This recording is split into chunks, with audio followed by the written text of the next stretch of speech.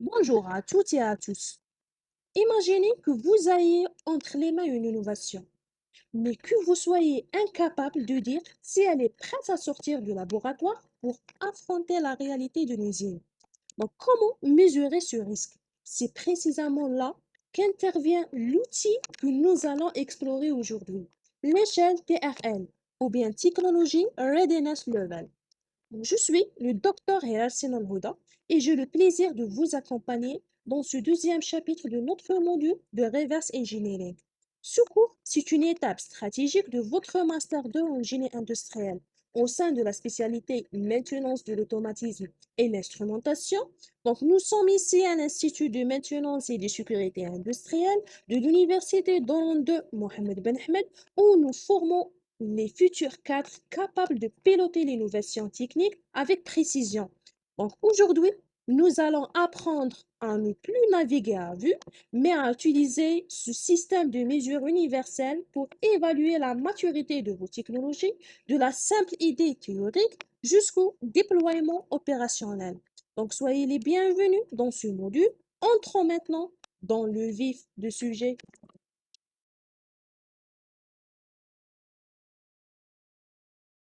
Vous avez déjà découvert dans le chapitre précédent les concepts fondamentaux de reverse engineering. Mais comment savoir si une technologie est prête à être industrialisée? Comment mesurer objectivement son niveau de maturité? C'est précisément là qu'intervient l'échelle TRL. Au chapitre 2, vous maîtrisez l'évaluation de la maturité technologique des systèmes grâce à l'échelle TRL.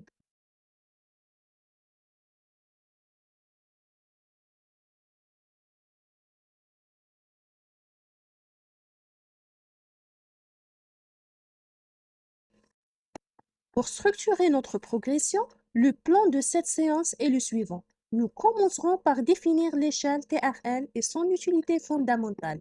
Nous explorons ensuite ces différents domaines d'application industrielle. Nous réaliserons une analyse détaillée des 9 niveaux de TRL pour bien comprendre chaque étape de maturation. Et enfin, nous identifierons les moyens nécessaires pour accompagner un produit tout au long de son développement technologique. Introduction. Pour bien aborder notre sujet, commençons par définir le TRL, Technology Readiness Level. C'est un système de mesure essentiel qui évalue la maturité d'une technologie de sa conception initiale jusqu'à son déploiement opérationnel. Donc, l'échelle TRL est développée par la NASA dans les années 1970. Donc, cette échelle est aujourd'hui largement adoptée dans les secteurs de la recherche, de l'industrie et de l'innovation. Mais pourquoi est-elle si importante? Tout simplement parce qu'elle aide les organisations à évaluer concrètement la maturité des technologies, leur permettant ainsi de prendre des décisions éclairées pour gérer les risques liés à leur développement et leur mise en œuvre.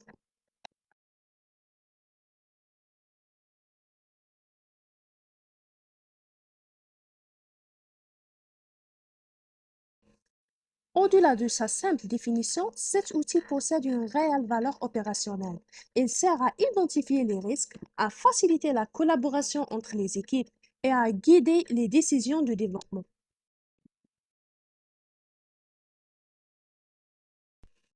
Domaine d'utilisation de TRL. Enfin, il est crucial de comprendre que le TRL est universel. Que ce soit dans l'industrie, la défense, l'aérospatiale ou bien la recherche, donc il est partout. Les niveaux de la maturité technologique. Imaginez cette échelle comme une ascension.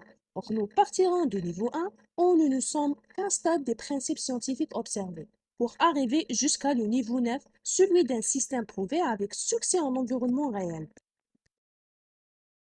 Comme vous pouvez le voir sur ce graphique, cette échelle n'est pas qu'une simple liste. Donc, elle est structurée en trois grands blocs.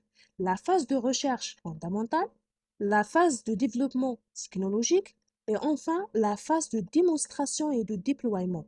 Donc, la base TRL 1 jusqu'à TRL 4 donc, est axée sur la recherche et innovation.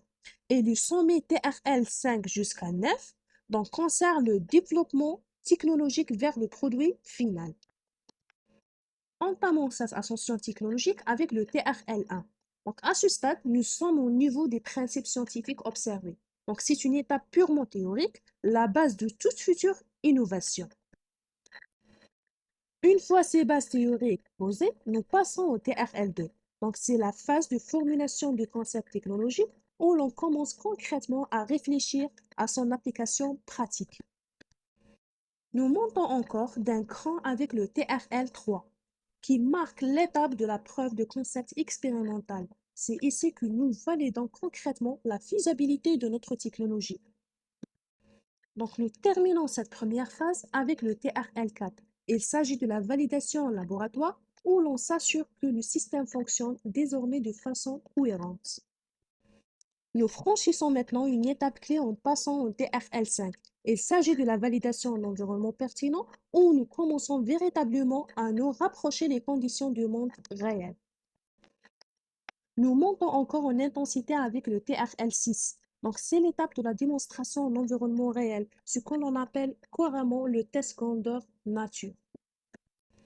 Nous avançons maintenant vers les étapes finales avec le TRL7. À ce niveau, nous réalisons la démonstration d'un prototype en opération, ce qui nous permet de collecter les données réelles indispensables pour la suite. Nous touchons au but avec le TRL8. Donc, le système est désormais complet et qualifié, ce qui signifie qu'il est prêt pour la commercialisation. Enfin, nous arrivons au TRL9, le stade ultime de déploiement. Le système est prouvé en opération et les utilisateurs finaux peuvent désormais utiliser la technologie de manière efficace et fiable. Donc, c'est ainsi que se conclut notre tour d'horizon de l'échelle TRL. Niveau de recherche, innovation et niveau technologique. Donc, pour mieux comprendre l'échelle TRL, il faut distinguer deux phases majeures, celle de la recherche de l'innovation et celle de développement technologique. Le TRL sert ici le fil conducteur. Donc, il mesure la maturation de votre projet en assurant une transition cohérente entre l'exploration scientifique initiale et la concrétisation industrielle du produit final. Commençons par la phase de recherche et innovation, qui couvre les niveaux de TRL1 à 4. Donc, comme illustré ici, l'objectif central de cette étape est de transformer une idée théorique en un concept viable. Donc, cette phase se caractérise par plusieurs points clés. Un focus scientifique, il s'agit d'exploration et de validation des concepts. Un environnement contrôlé, le travail s'effectue majoritairement en laboratoire suivant à petite échelle. Un profil de risque, donc les risques sont élevés en raison de l'incertitude des résultats, ce qui explique pourquoi le financement provient majoritairement des fonds publics comme les universités ou bien les centres de recherche. Voyons l'exemple du panneau photovoltaïque, de la recherche fondamentale à la commercialisation. Passe maintenant à la phase du niveau technologique, donc TRL5 à 9. Donc ici, on se concentre sur l'intégration et la réduction des risques industriels. Par exemple, l'exemple de moteur. Donc test d'un moteur électrique, de test aux banques jusqu'à l'intégration série. Donc voici un exemple de la batterie, un exemple étape par étape de l'électrode au véhicule commercialisé. La relation entre le TRL, niveau de recherche, innovation et niveau technologique. Donc, retenez bien que le TRL fournit le cadre pour transformer l'innovation scientifique en succès opérationnel. Et les niveaux technologiques et les niveaux de recherche et innovation fournissent un contexte pour comprendre le niveau de développement et de sophistication de la technologie. Les moyens nécessaires pour développer un nouveau produit en fonction de l'échelle TRL. Développer une technologie demande des ressources différentes selon le niveau. Laboratoire au début, prototype ensuite, puis les outils de production industrielle. Et la gestion budgétaire et les équipes évoluent parallèlement à ces paliers. Conclusion.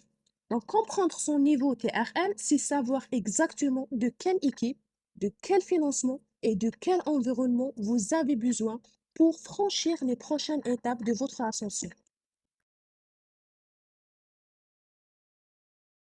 Références bibliographiques. Donc, ces concepts sont basés sur les standards de la NASA et du GAO.